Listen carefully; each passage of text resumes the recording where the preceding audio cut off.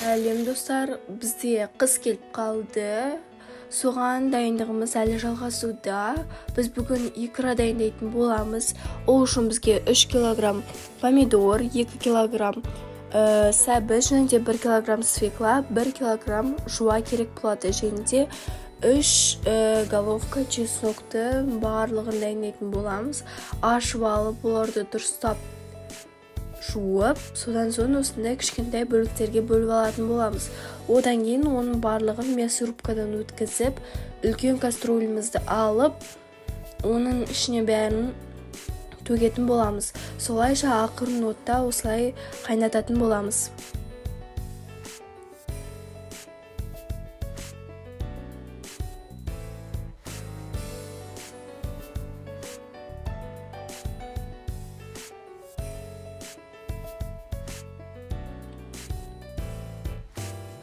Келесі біз осындай 500 мл сұйық май қосатын боламыз.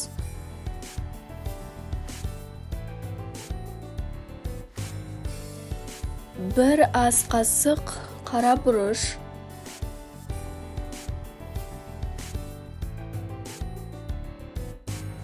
дәміне қарай көзбен өлшеп қант қосамыз.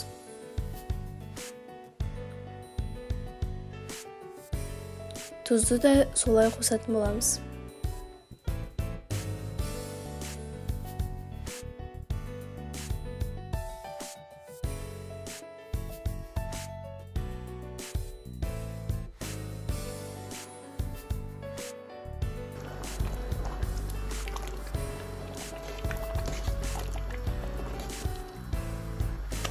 Мен тағы біраз қант қосқан болатынмын.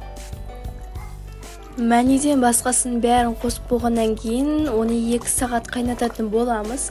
Содан кейін оны өте абайлап осылай араластыратын боламыз. Содан кейін осы жаңағы 2 сағат өткеннен кейін өзіміздің мәнемізді қосатын боламыз.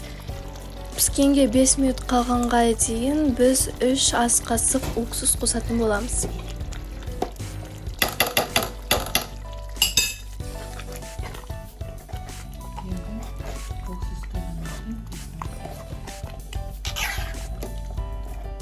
Кейін біз банкаларымызды стерилизовать етудің орнына уксуспен осылай қақпағына дейін дұрыстап, абайлап, осылай шайып алатын боламыз. Содан кейін дайын болғаннан кейін оларды осылай ақырындап, абайлап салатын боламыз.